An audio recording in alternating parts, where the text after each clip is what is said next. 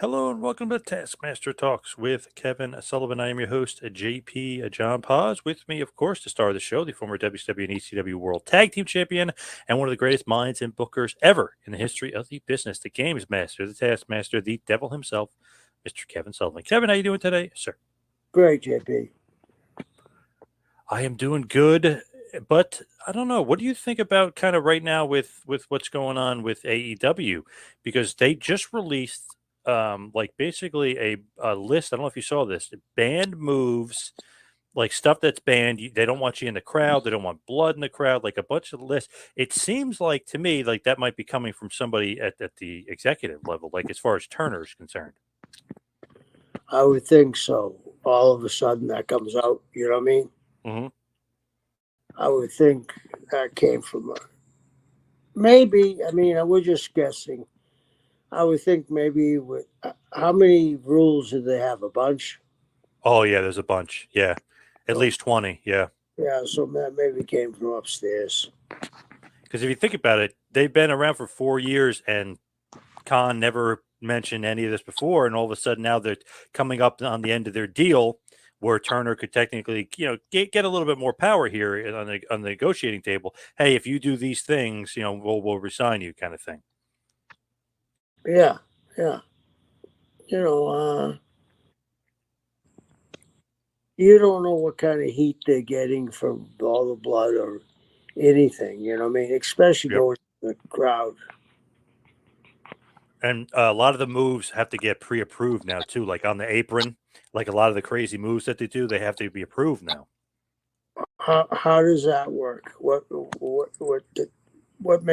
constitutes a move getting predetermined whether it's in or out?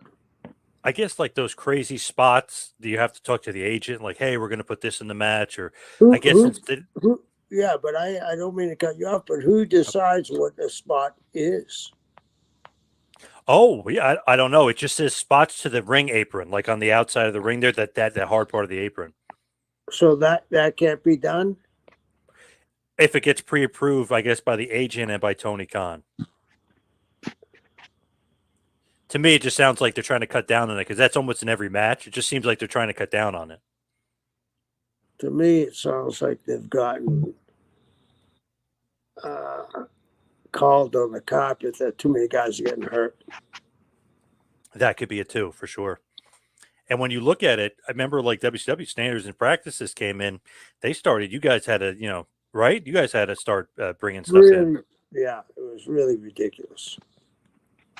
How does that happen? Did, like one of the executives comes in, he's like talks to you guys, or like is that a Bischoff level? Is that your level? Like what happens? Oh, it's way over mine or Eric's head.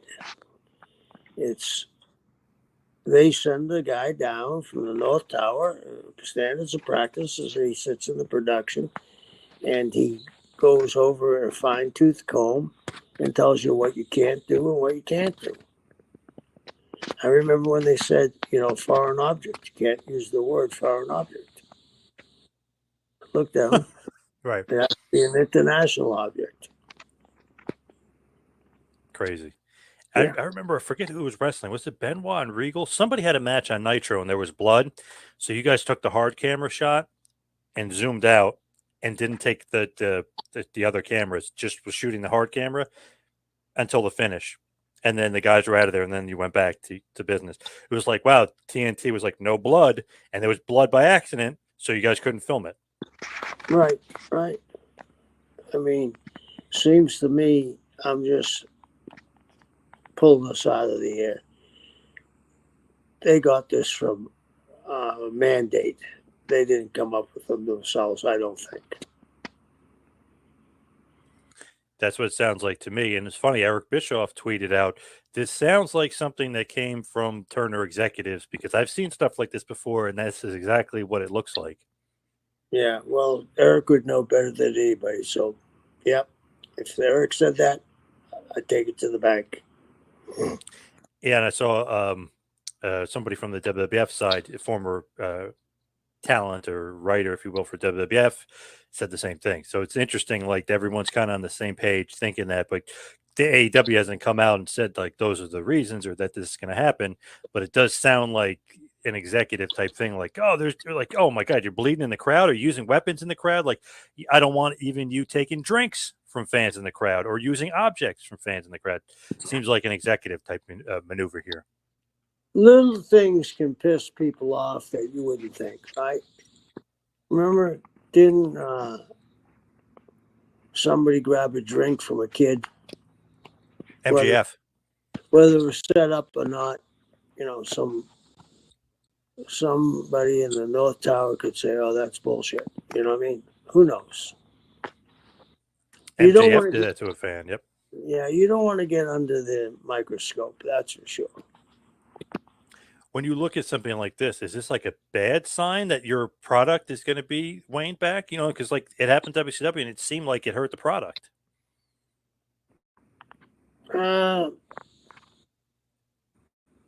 Maybe in the long term, it's good that you don't. If you don't have a line that you can't cross, so where's the line? You know what I mean?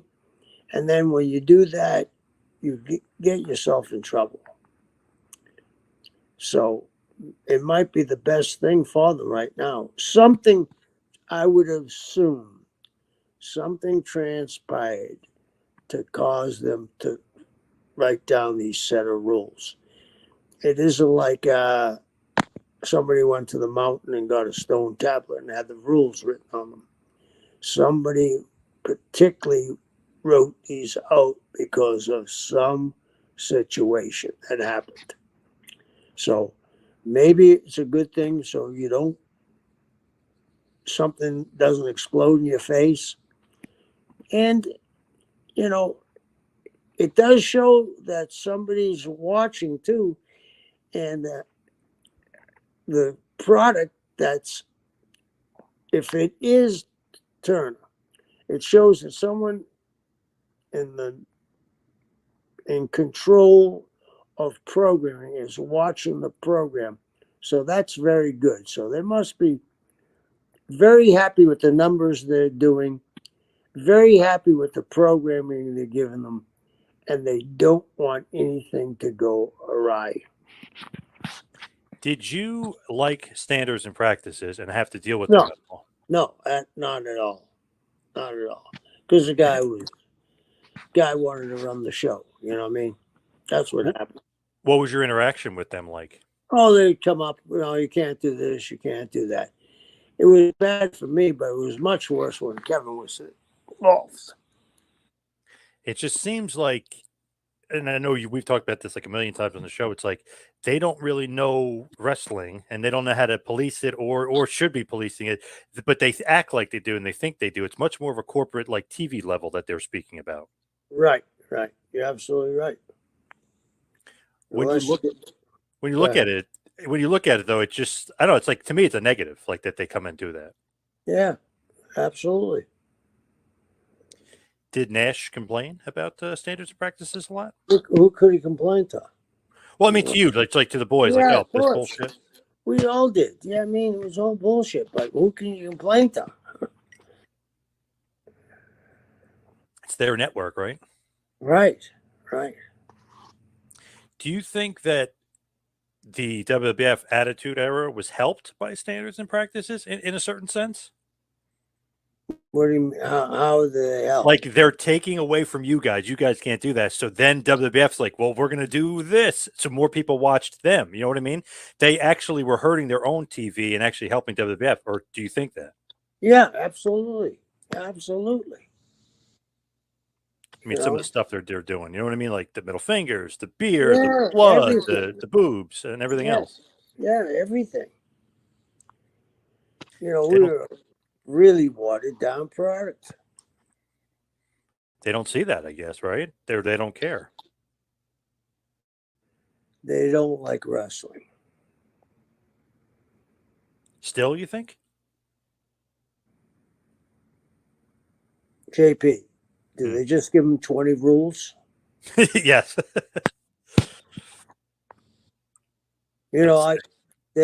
My parents wanted me in at a certain time at night. They didn't give me 20 different rules that I had to break. You know what I mean? Yep. So. It's just I don't know. It's one of those things where it's like it's just fascinating. It's like history is repeating itself a little bit here, like standards and practices coming in, changing things, rules. Like we'll see, and maybe WWF can get a not that they're in any sort of competition with AEW, but maybe WWE can be a little bit more adult. You know what I mean? Be the more adult programming. I don't think they're going to change. Why would they change? I don't know. It just seems like maybe they can get maybe a little, maybe some more fans without being so kiddie and stuff. Like, maybe it's some more adult. Not attitude error esque, but just more pushing the envelope a little. Well, don't you think that this bloodline is so engaging and enraging that they're hitting adults with this? Oh yeah, yep. So what can they do now? They just merged. Well, how much were they declared they were worth? 3 9.1 million, billion. $9.3 billion.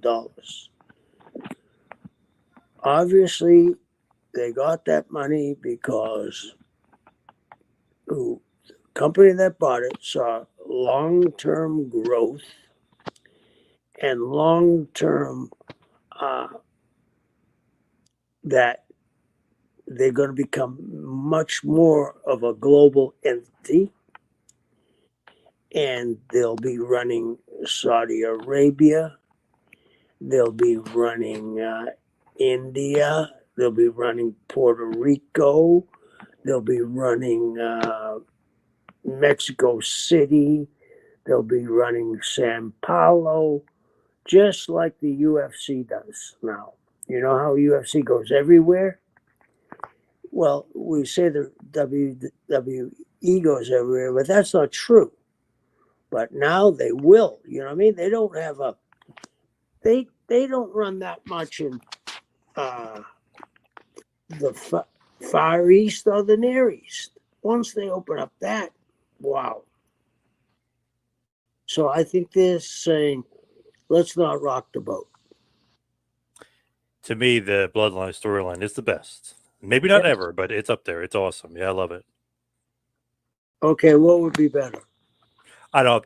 To me, I'm just the NWO, Steve Austin, and Vince McMahon feud. Like those are mine. You just and Hogan and Savage. To me, you can get close, but you can't top it. But that's just me. Well, that was a fuse. This was uh, they did 45 minutes of the Garden, right? Mm-hmm. Think about this, what it was. The tribal chiefs court date. Think about that. Yeah, Huge numbers it at was the awesome. Yeah, Garden. yep, awesome. I don't know if anything can come close to that. I mean, you have individual feuds, yeah, Randy and Hogan, uh, National Hall, the NWO. But here's the difference. I love Kevin and I love Scott and I love Six, and I understand. But they were smart enough not to just give anybody a t shirt. Right. And the guy they gave a t shirt became a huge babyface. So they elevated him. Yep. Everybody they touched, they elevate. Yep. So that's my thought on that anyway. But anyway, this is going to be interesting to see. Whew, that was a great segment. And if you look just, relatively speaking, the ratings, Roman Reigns, every quarter hour he's in, it's nuts. It's like touching almost 3 million sometimes, Yeah, which you think like, oh, that's not great. But in relatively speaking, today's day and age, it's amazing. John Cena ain't touching that. It's really amazing. Didn't Dave Meltzer say that he wasn't over? I forget the logic. It was like he's not a mainstream star. He kind of twisted it, but it didn't make sense, so he kind of changed it and twisted it. But it's not true. He is. He's a huge star. Is there anybody bigger than him right now? Hell no, not even close. So how is he not a huge star? I don't understand that one. And it's funny, like Cena, who obviously is more mainstream because he does movies and stuff, and he's a big star. He's been around for 20 years. They were like, "Oh, his segment, his quarter hour, did great." Well, they forgot to mention that Roman Reigns was in that segment with him. It was great. And then when Cena was in a quarter hour rating without Reigns, it was like way down. They were like shocked. I'm like, "Hello, it's Reigns. It's not. I mean, it's great to have Cena back for the pop, whatever. But it's Reigns. He's the Yeah, draw, yeah, not Cena. It's Reigns. Great actor too, Reigns. That crying was great. yeah. I think John Cena did a tremendous job. Especially half the audience hated him at one Yeah. time. Yep. He did a tremendous job. But I'm starting to get the feeling now that when he comes back, it's almost like, and he's terrific. Don't get me wrong. He's fabulous. And I admire him for everything he's done. I admire him for his work ethic. But it's almost like when he's coming back now, it's like he's coming back from a different era. Do you get that feeling too? Yep. 1000%. Yeah. And it's like only a few guys now in my head that are coming can come back. Like Austin came back, but he hadn't been back in 19 years, right? Yep. Do you think he would get that same pop? I know he's, probably the most over guy in the history of wrestling. Do you think he'd get that same pop if he came back next year? Austin, probably. Yeah, he's over for life like that. Yeah, Yeah, Cena. Yeah, not all the time. Yeah, no way. that's where I'm going with this. It's almost like that he went to the Cena. He went to the movies, and it, everything he did went on by. Do you know what I mean? It seems like in the distant past. Yep. The business passed him by Yeah. for sure. So let's talk about the topic at hand: WWF Invasion 2001. The Invasion pay-per-view was July 22nd at the Gund Arena in Cleveland, Ohio. The attendance 17,876. This is, of course, a WWF versus the WCW Alliance. Pay-per-view buys were huge, 775K. So people were interested in what the WWF was going to do with this WCW/ECW invasion. But it's funny that it changed from WCW Invasion and they added the ECW Invasion along with it because they were not doing a good job with the WCW Invasion. Where were you at this point? I was home building my gym. Any thought of coming back or did they want Oh, you? oh, that was so distant. I had a lot of money involved in this. I Did you talk couldn't. to Vince and Stephanie about coming in? Later on, after the gym was built, but no, I wasn't gonna make that mistake. And I had bought a old building, knocked the building down, had to get permits, had to jump through a few hoops, I had to make a few political payoffs. hmm, Uh, and then I built the biggest gym in the Keys, and then I had to put out over $375,000 of my own money for equipment. I had a wow. lot of money tied up. Wowza. Damn. Yeah. So as far as WCW in 2001, like before they closed, like before March 23rd, when WWF technically buys out the longtime rival of WCW, where were you like then? Like obviously still getting paid, right? Yeah, I got right before, I think a month before they bought out WCW, they gave me a 3-year extension. Wow. To do what was your job title to do what? I was an employee. They're gonna put you on creative or what? No, I was just, I was on creative at the time. And Then I went home in 2000. When did Vince buy it? March 23rd, 2001. Okay, so I went home middle of 2000. So it was less than I thought. It was longer than I thought. So I probably went home in June of 2000. Yeah. So technically speaking, the last Nitro is on March 26, 2001, entitled The Night of Champions. Obviously, the final Nitro. Then they have the simulcast with Raw, where Vince reveals that he owns WCW. He bought his competition. Then Shane McMahon comes out and says he owns WCW. And obviously that happened with the final Nitro there down there in Panama City Beach, Florida. Did you watch that? No. What did you think about it? I didn't even know what was going on. Really? You paid no attention to it at all? John, I had over $1 million out. Wow, so no, you didn't care, obviously, yeah. More pressing issues were involved. Yeah. Did JJ or anybody call you and say, Kevin, what the fuck is going on? Vince just bought WCW. JJ called me later on, but, he was home too by that time. Crazy. Bischoff almost buys it. He's got $65 million on the table to buy it with Fusion Media Ventures. And then boom, Vince buys it for like, I think $4.5 million or something insanely cheap because TNT didn't want it on the network. And there you go. I mean, they hate wrestling. There you go. I mean, they didn't want it on the network. Right. Horrible deal there for Jamie Kellner. I know there's more to it, but absolutely terrible deal. You don't think there was some shenanigans there? Oh, 1,000%. Brad Siegel, the guy that was it Stu Snyder, his college roommate? Yeah. Come on. For sure. Obviously they want it off the network. Yeah, these guys should be doing time. Not only they should be doing time, their great grandkids should be doing time.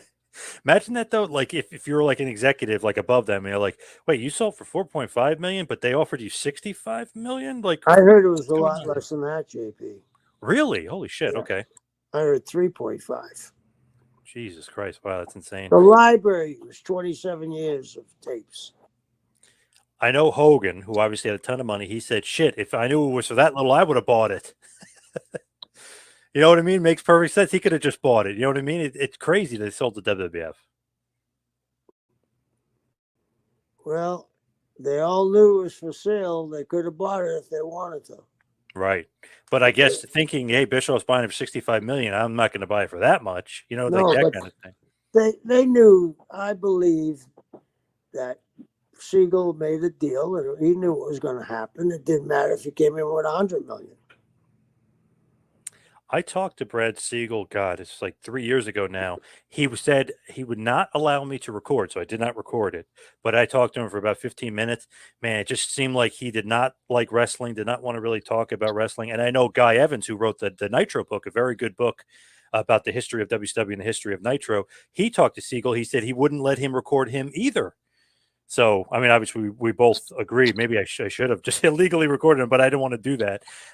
But he just seemed like even, God, what is this, 20 years later, just seemed like he did not like WCW in the wrestling business at all. Yeah, I'm sure he didn't. They're all drawing everything. He was the head of, programming. Mm-hmm.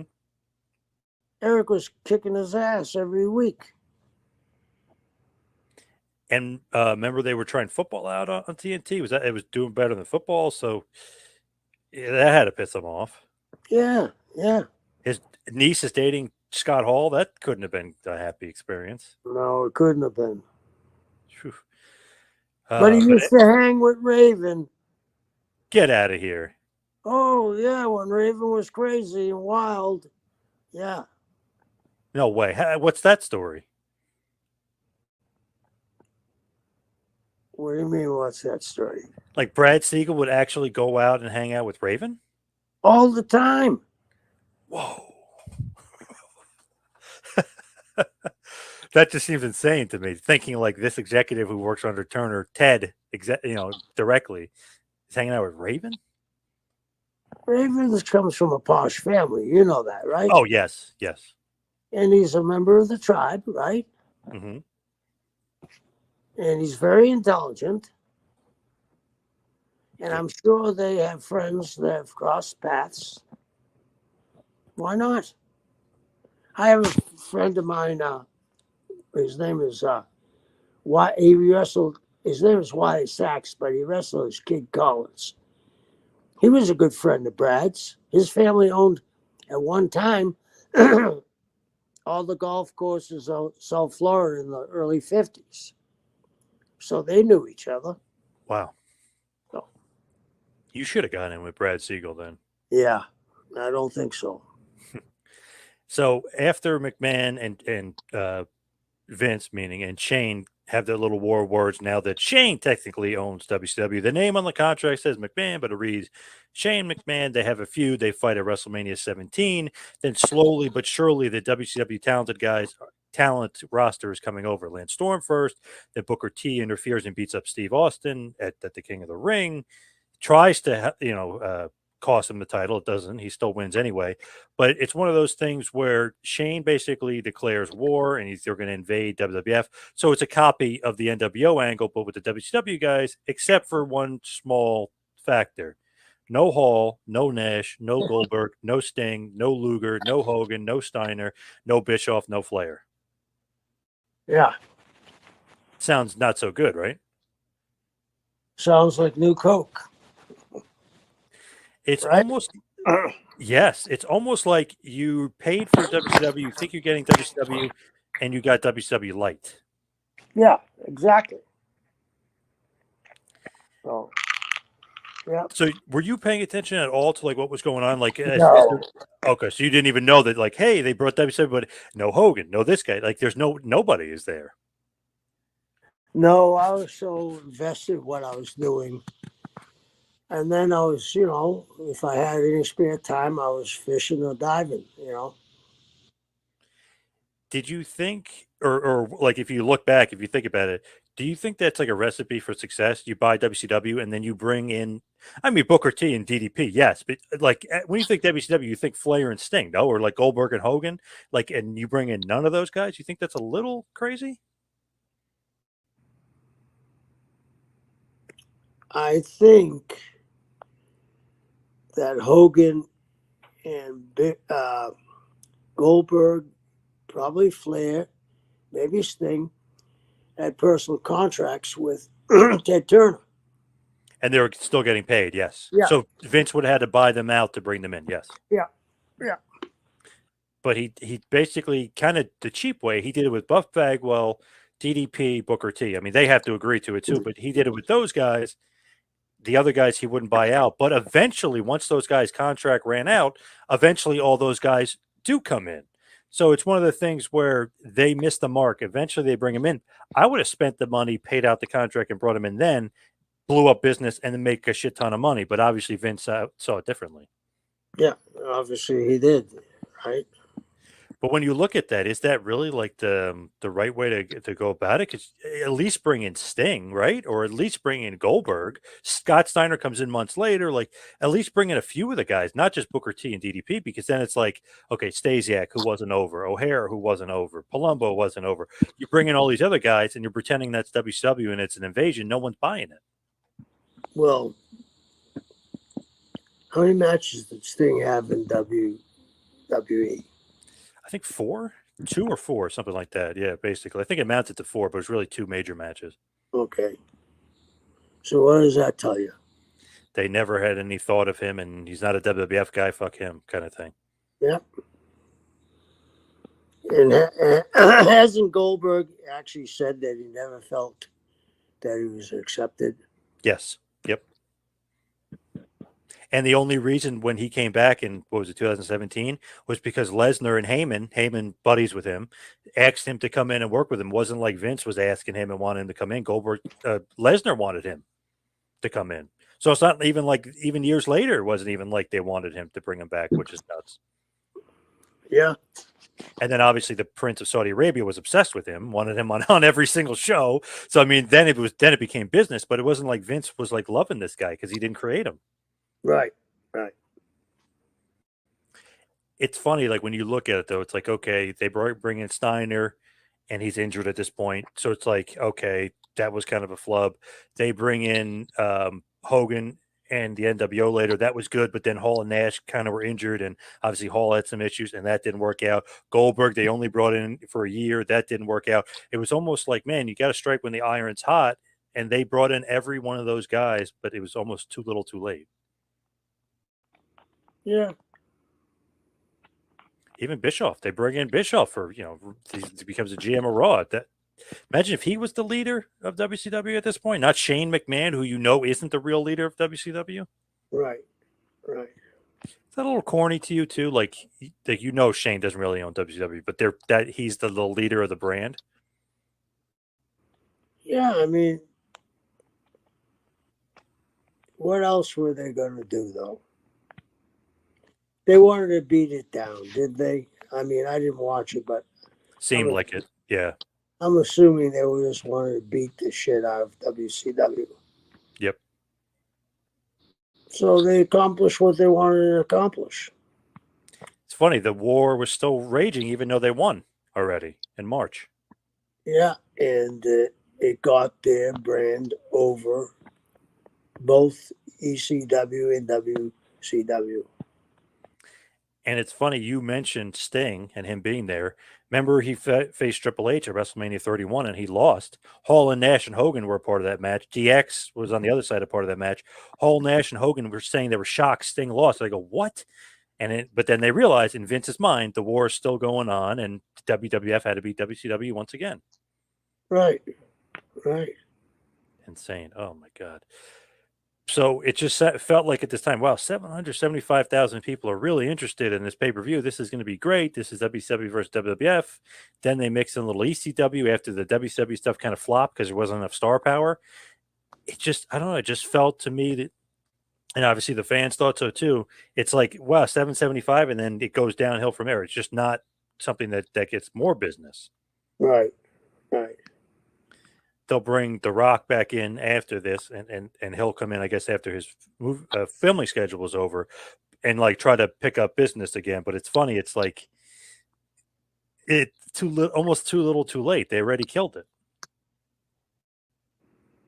Yeah, I mean, I didn't watch it. Going on what you're saying, it sure sounds that way. When you look at it too, it's like, okay, WCW and ECW, they put ECW with WCW. Stephanie McMahon, quote unquote, now owns ECW with Paul Heyman is like with her. Do you like that too? Now his daughter is against him and she's trying to take down WWF as well. See, I'm just going on what you're saying because I didn't see any of this. It seems to me a little diluted, doesn't it? Big time. Yeah. So basically, it's Vince McMahon versus Shane and Stephanie. It's basically the feud here. WWF versus WCW, but they're calling it the Alliance. WCW did not work. ECW, they're trying to put their guys in the mix. Raven, Rhino, the Dudley Boys, Taz. They're trying to kind of put those guys in the mix as the ECW guys, just incredible, and really have them team with WCW to give it a little bit more star power. Okay. So the main event, I'll just mention this first, is Team Alliance. So it's Booker T, the Dudley Boys, DDP, and Rhino with Shane McMahon, Stephanie, and Heyman versus Team WWF, Jericho, Kane, Kurt Angle, The Undertaker, Stone Cold Steve Austin with Vince McMahon. So just looking at it, Team WWF has a shit ton of star power. WCW, it's a decent amount, but not so much. Like the Dudley Boys, Rhino, DDP wasn't, like the huge star in WWF, and Booker T isn't a big star yet. So it just seems like WWF has all the star power, and WCW didn't bring over all their star power. Well, what did they do with DDP? Was he a babyface or was he a heel or what? So very, very strange. They brought him in as a stalker. Somebody was stalking Undertaker's wife. So he's the heel, Undertaker's the babyface, and he reveals himself and it's DDP. And as the story goes, I guess Undertaker didn't really care for DDP as much. So the feud never really got off the ground. They never really had a one-on-one match. Like Undertaker's wife, Sarah, at the time, kind of beat up DDP in the feud. Then Undertaker and Kane are beating up Canyon and DDP. So he's a heel, but he's not really treated like a top heel. Okay. So how long of a run did DDP have there? About a year, I'd say. But basically, he was like European title. Basically, was like the ceiling. So mid card guy almost. Okay. So they were trying to, they were obviously loading this for WWF, right? To make Yep. them, Yep. yeah, okay. And you're gonna love the ending because it proves even further that WCW had absolutely nobody, um, because Steve Austin, and well, I guess we can get into it now. So Stone Cold Steve Austin during the match, he ends up turning heel and he goes and joins the WCW ECW team. So he's the leader of WCW at the end of this. So it's just like, wait, what the guy who got fired via FedEx from WCW is the leader of WCW. Like terrible. Yeah, a little strange, my man. And what they were doing, I guess you didn't know this either at this time, but Austin was a kind of a heelish character anyway at this point. He was basically a chicken shit heel. Like nobody was buying it. Like nobody liked it. What? Yeah. Who would Yep. have made it all? I heard, I saw stuff like that, but I didn't know how long it was. How could you make Steve Austin a chicken shit? My God. Whose idea was that? So it's obviously Vince and creative, but they said that Steve was on board with it. So they always try to push it off to Austin that he was trying to play the heel. But I don't know. If I mean a guy like that who knows his character and is basically Right, playing the exact opposite, very right, very strange. right. But Wow. basically, I don't know. It's WCW versus WWE East versus WWF. We'll get into the matches. We'll go through them pretty quickly here because I know obviously you didn't Yeah, see them, but we'll just give you your thoughts on them. Sunday Night Heat, Chavo Guerrero of the Alliance beats Scotty 2 Hotty, 6 minutes and 45 seconds. Then the first match of the Invasion pay per view, Edge and Christian of the WWF defeat Lance Storm and Mike Awesome of the Alliance in 10 minutes. So, I don't know. Like Storm and Awesome are good and whatever, but obviously Edge and Christian are getting the win. Team WWF is going over. right. I mean, what would you do if it was your company? Wouldn't you do the same thing? Yes, but it's interesting because years ago, obviously, what you and you they kind of stole the blueprint from you in the NWO. Doesn't the heel have to kind of get their dominance so you think that there's a thought that the babyface was in peril? You know what I mean? Like Yeah, WWE is down and out. They need a savior. They need Sting to save them or Goldberg to save them. Like don't you like you always say? Don't you want to build up the balloon and like right, keep the heat? This right, this felt like oh my god, like these guys have no chance. right. And in actuality, I think the people got that too because they didn't have, the main plays that you talked about, right? Yep. Yep. Thing. So, And I know a guy that loves you, Gabe Sapolsky, used to book for Ring of Honor, works for WWE now. Obviously, he's the head talent scout. He had a feud where they ROH back in the day, 15, 16, 17 years ago, feuded with a company called CZW. yeah, And they did it's an NWO thing. They did like an invasion angle. Guess what they did? CZW shockingly won like all the matches.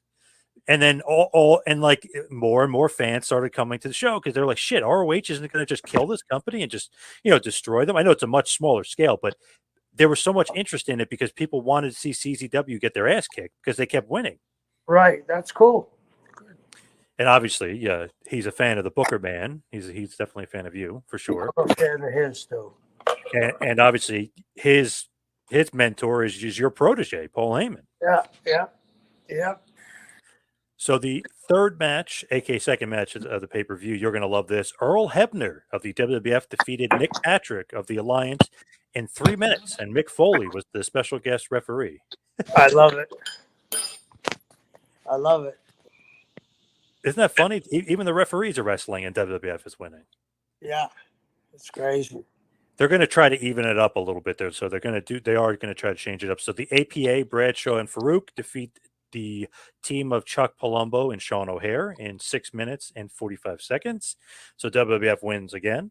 Then we have a singles match. Billy Kidman of the Alliance defeats X-Pac in 7 minutes. So Alliance is going to start picking up some steam here, get some victories. So they're going to try at least to make it even, to make it seem like that there's a fair shake here. Yeah. Then Raven of the Alliance defeats William Regal of the WWF in 6 minutes and 30 seconds. Then Chris Kanyon, Hugh Morris, and Sean Stasiak of the Alliance defeated Billy Gunn, Albert, and the Big Show of the WWF in 4 minutes, 20 seconds. Then Tajiri of Team WWF defeats Taz of Team Alliance in 5 minutes, 30 seconds. And then in a very good match, Rob Van Dam of the Alliance defeats Jeff Hardy of the WWF for the Hardcore Championship. It was a hardcore match. The match went 12 minutes and 40 seconds. So RVD could be a little bit of star power there for Team Alliance there with as far as the ECW side of things are concerned. Okay. Are you liking the fair shake, or is it it's almost like too predictable a booking, the tit for tat, or do you want that? I think it's too predictable, tit for tat. I don't know. I agree with you what you said. When you don't have the other guys, it's really watered down. You'll love this one. Trish Stratus and Lita of the WWF defeated Tori Wilson and Stacy Keibler of the Alliance in a bra and panties tag team match with Mick Foley again as the special referee. The match went 5 minutes. Bra and panties tag team match. You like that? How did Mick get that job, huh? He's loving that, yes. Yeah. He loves his women. You know that. Yes. Yeah. He was always a big fan. I don't know if you remember Christy Canyon, the old porn star. He was always a huge fan of Christy Canyon for some reason. Oh, man. Then in the main event, like I mentioned before, Team Alliance, Booker T, Bubba Ray, Devon, DDP, and Rhino with Shane, Stephanie, and Paul Heyman of the Alliance defeated Team WWF, Chris Jericho, Kane, Kurt Angle, Stone Cold Steve Austin, and The Undertaker with Vince McMahon. The match went about 29 minutes. And the finish was kind of, I guess, unpredictable in a certain sense, where Austin turned on the Team WWF and helped Team Alliance win, and Team Alliance beats Team WWF. So at least like you're thinking in your head, oh, the Alliance won, WCW and ECW won, but now the boss and the leader is Austin, who is the WWF guy through and through. Right, right. Are you like thinking in your head, like, I know you didn't see it obviously, but like, as I'm saying it, like, does this make any sense whatsoever to you? Not to me. No, not to me. Like, why the hell would Austin help the team that, or like WCW, they fired him via FedEx? Right. I have no idea. And I don't want to knock anybody. It sounds like, to me, they had very little idea what was going on, too. Man, if you look at it, too, it's like, holy crap, Austin literally saved WWF. I mean, he's the guy that started beating you guys. Right. And now he's on the other team? Like, why? Makes no sense. Right. And they try to build it up like he was jealous because Vince liked Kurt Angle better. So they sort of feud with Austin and Kurt Angle. But nobody was buying it. I mean, as a fan at that point, I mean, we're not buying it. It was so stupid. Yeah, I can imagine.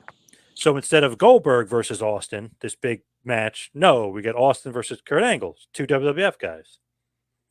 Like the only big dream match we really got one-on-one for a long time was The Rock versus Booker T. And even then, you knew Rock was beating Booker T. There was no way Booker T was going over. Right. So you're almost lucky you didn't see or hear any of this stuff, because you would have been like scratching your head like, what the hell? This makes no sense. Right. Sure, I would have been. 775,000 buys, and and this is what they put out. This is the product, and this is the turn. You could see why the Alliance kind of flopped and was deemed not to be a success. And by Survivor Series, WWF wipes them out, and then the storyline is over. So it only lasts a few months. Maybe that's the best thing they could have done. Get rid of it if they didn't have the star power. And right after Survivor Series, they bring in Ric Flair a few months too late, and he's the quote-unquote co-owner with Vince, and they go off and do that storyline of the WWF meeting. So it's funny. It's like they didn't even use Flair for the WCW stuff. They were like so done with it. Right.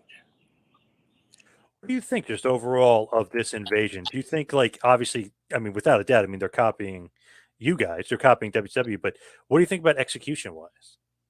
I mean, just from the outside looking in, I don't see what what the end result was going to be anyway. I don't know. Do you think that it was just too obvious, too predictable, like that WWF is just going to kill them, and like this is Yeah, it's what you said. You could tell Booker T is not going to beat Rock. I mean, Austin ends up being the savior of WCW. Come on, it's just ridiculous. And when you look at it, nobody in their right mind thought like, oh, Vince, like you guys did, like where you had Hall and Nash dominate for a while, Hogan win. Like NWO was just so dominant, you didn't know if WCW was going to win. Here, you're like, okay, when is WWF just going to destroy everybody and WCW is dead? It just, you knew Vince was never going to have that mentality where he's like thinking about business. He's thinking about killing WCW. Right, right. You think the smart play was to have WCW be dominant, maybe bring in one or two of those names? No, I don't think so. If you didn't have those names, it wasn't WCW. So let's say you could get those names. Would you book But it NWO style? You couldn't get those names. Right. That's the problem with that fantasy booking stuff. I love to do it myself, but if you can't get those names, yeah, if you could get those names, it makes it a whole lot different and a whole lot more intricate. But when in the back of your head, when you know those guys weren't going to come off their money, right? Right. Yep. Yeah. Definitely not. Yeah. So I don't know what you could have done unless you got the whole kit and caboodle. It didn't make sense. And if you did get the kid and caboodle, you got to do it NWO style. But then even you're doing an invasion, it comes off as NWO light. Any invasion angle definitely comes off as NWO light. Right. You can't keep. You can't repeat that. Yep. I know I was talking about Ring of Honor versus CZW.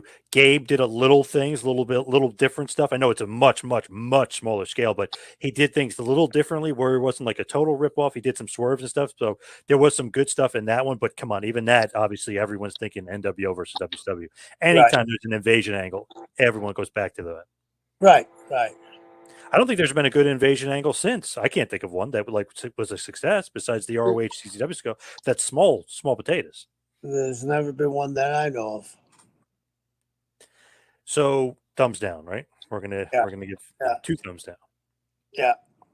Let's hit the plugs. You can follow me on Twitter and Instagram at 2Man Power Trip. Check out the website tmptempire.com. Kevin, you can follow him at Taskmaster Talks on Instagram. What else you got going on? I'll be at the gathering, and I'm looking forward to seeing the people there. I'm doing a panel about championship wrestling with Florida, with Brian Blair, Bob Roop, Steve Kern, and myself. So come on out. Oh, awesome. Yeah, so that should be cool. Yeah, so come on out and say hello. All right. Thank you, everybody out there, for listening. See you right back here next week for a little Taskmaster Talks. Thank you for watching the Hannibal TV. Please like this video if you enjoyed it, and click the subscribe button to not miss any of our latest shoot interviews, match videos, or news